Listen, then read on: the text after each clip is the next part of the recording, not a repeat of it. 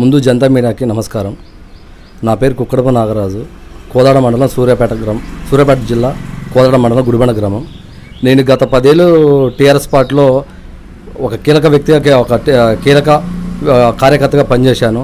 ఎన్నో ఒడిదుడుకులు ఎన్నో ఇబ్బందులు పడ్డాము. దాంట్లో తర్వాత మేము కొన్ని కారణాల చేత మాకు పడ్డ ఇబ్బందుల్ని దృష్టిలో పెట్టుకొని మేము కాంగ్రెస్ పార్టీ చేరితే మాకు మంచి ఉపయోగం ఉంటుంది, మాకు కూడా ఆదరణ ఉంటుంది అని చెప్పి మేము ఉత్తమ్ పద్మావతి గారి సమక్షంలో జాయిన్ కావడం జరిగింది.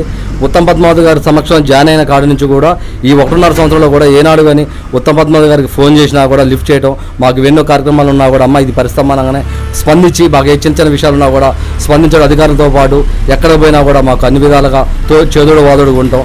మాది అదే తర్వాత గవర్నమెంట్ వచ్చిన తర్వాత మాకు ఈ గుడిబండ పైలట్ ప్రాజెక్టు రావడం, ఈ గుడిబండ పైలట్ ప్రాజెక్టు 192 ఇళ్ళు ప్లస్ ఇంకా మిగతా 76 ఇళ్ళు, మొత్తం 271 ఇళ్ళు వచ్చినాయి.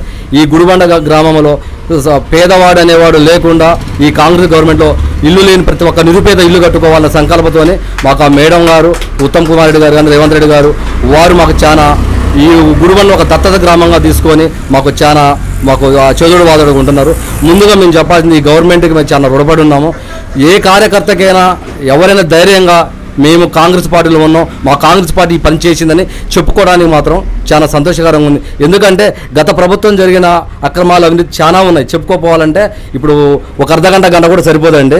కానీ నేను ఆ గవర్నమెంట్ విమర్శించేదానికంటే కాంగ్రెస్ గవర్నమెంట్ ఏం చేసిందని చెప్పడానికి మాకు చాలా ముందుగా అదే చేయాలనిపిస్తుంది. మాకు ఈ కాంగ్రెస్ గవర్నమెంట్ వచ్చిన తర్వాత ఉత్తమ్ కుమార్ రెడ్డి గారు దగ్గరకు పోయి అయ్యా ఇది పరిస్థితి అన్నా కూడా ఏ కార్యకర్త పోయినా కార్యకర్తతో సంబంధం లేకుండా పోయినా కూడా ఈ పలానా ఈ కాన్స్టిట్యున్సీలో కానీ ఈ జిల్లాలో కానీ మాకు ఈ సమస్యను సారనే తక్షణమే అధికారులకు ఫోన్ చేయడం, స్పందించడం, పనిచేయటం.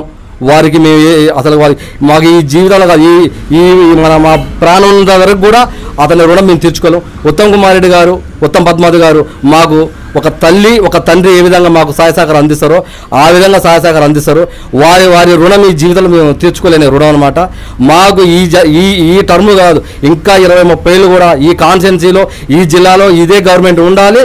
ప్లస్ వారే మాకు ఎమ్మెల్యేగా మంత్రులుగా మాకు ఉండాలని మేము కోరుకుంటున్నాం. రేవంత్ రెడ్డి గారి నాయకత్వం కూడా మంచిగా ఉన్నదండి. రేవంత్ రెడ్డి గారు కూడా బాగా చేస్తుండే పరిపాలన. కాంగ్రెస్ గవర్నమెంట్ అంటే ప్రజల గవర్నమెంట్, ప్రజలు ఎప్పుడు కూడా ధైర్యంగా మాది గవర్నమెంట్ అని చెప్పుకోగలరు అనమాట. ఈ కాంగ్రెస్ గవర్నమెంట్లో మాకు ఈ గుడిబండలో పైలట్ ప్రాజెక్టు రావడం కానీ, మేము ఏ కార్యకర్త అయినా సరే 10 మంది కార్యకర్త 20 మంది కార్యకర్తలు కానీ మేము దగ్గర నుండి ఇల్లు కట్టించుకోవడం కానీ, ఏదైనా కార్యకర్తకి చేదుడు వాదుగా జనం దగ్గర పోయి మేము ఈ పని చేసినాం, రేపు మనం ఇట్లా పని చేసుకోవాలా, ఈ గవర్నమెంట్కి మనం ఏ విధంగా చేయగలుగుతాం, ఎట్లా ఉండగలుగుతాం అని మేము చేయడానికి మాకు సముచిత స్థానం ఉన్నది. మేము ముందుకైతే వెళ్ళడానికి సందర్భాలు అన్ని విధాలుగా ఉన్నాయండి.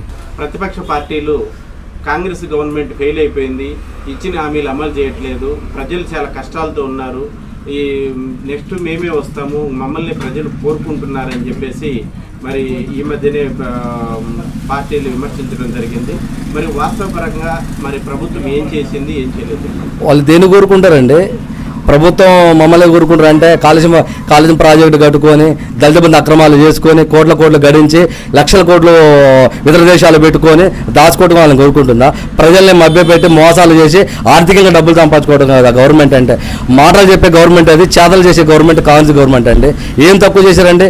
ఇవాళ పేదవాడు ఇంటికి 6 కేజీలకు నెలకు 6 కేజీలు వస్తున్నాయి. ఇదే కుటుంబంలో 4 ఉంటే 24 కేజీలు వస్తున్నాయి. ఒక కుటుంబానికి ఇంకా 4-5 కేజీలు తీసుకుంటే 4 రోజులు సరిపోతాయండి. అదే బయటకు అంటే 2,000 రూపాయలు పెట్టి ఇలా గవర్నమెంట్ నెలకి 2,000 రూపాయలు సేవ్ చేస్తుంది. పేదవాడు కడుపు నిండా సన్నబియ్యం తినగలుగుతుండండి. మొన్నటి వరకు దొడ్డి బియ్యం తినలేక ఇబ్బంది పడ్డారు. ఈ గవర్నమెంట్ చేసిన తప్పండి అది. అంటే ఆ గవర్నమెంట్కి ఈ గవర్నమెంట్ కొన్ని వ్యత్యాసం ఇదే. ప్లస్ ఇంకోటి మన విద్యుత్ ఉందండి, ఫ్రీ మీటర్ 200 యూనిట్లు ఇచ్చినారు. 200 యూనిట్లు ఇచ్చినారు, దేనికి ఇచ్చారండి? మరి ఆ గవర్నమెంట్ ఎందుకు ఇలాగపోయింది? ఈ గవర్నమెంట్ ఇస్తుంది. పేదవాడు ఎక్కడైనా వాళ్ళకి భారం పడకూడదు. ప్రతి ఒక్క పేదవాడు కూడా మనం మాటలు చెప్పడం కాదు, వాళ్ళకి చేసి చూపించాలని రేవంత్ రెడ్డి గారు కానీ ఉత్తమ్ కుమార్ రెడ్డి గారు ఇంకా క్యాబినెట్ మినిస్టర్స్ మొత్తం కలిసి కూర్చొని మనం ప్రభుత్వంలో ఉన్న ఆ ప్రజలకు ఏం చేస్తే బాగుంటుంది, వాళ్ళ విధంగా ఏ విధంగా ఉన్నారు, మన మాటలు చెప్పడం కాదు, మాటలు చెప్పడం కంటే వాళ్ళకి మనం చేసి చూపించాలని చెప్పి వాళ్ళంతా కూర్చొని ఈ విధంగా చేయగలిగారండి. మరి వాళ్ళు అదే గ్యాస్ ఉన్నదండి, 500 రూపాయల సబ్సిడీ కింద గ్యాస్ ఇస్తున్నారండి. అది ప్లస్ తర్వాత బోనస్ కింద రేటు ఇచ్చినారు. బోనస్ కింద నేను కూడా ఒక రైతునేనండి. నాకు 4 ఎకరాల పొలం ఉన్నదండి. ఈ రోజు నేను ధైర్యంగా నేను ఐకేపీకి వేసుకోగలిగినాను. ఆ డబ్బులు ఎమ్మటే వారం రోజులు దొరకముందు నాకు అమౌంట్ పడదండి.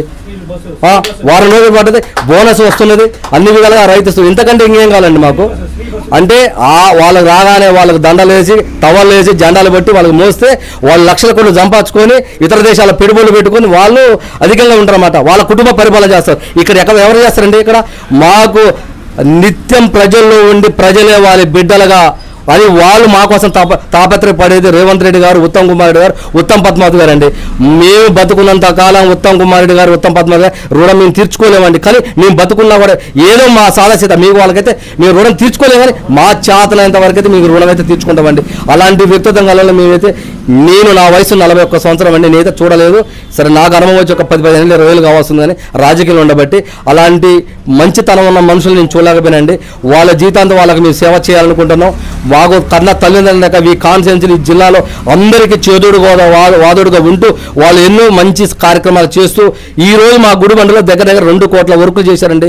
సీసీ రోడ్లు అంటే ఏంది, డ్రైనేజీలు అంటే ఏంది, చాలా చేశారండి.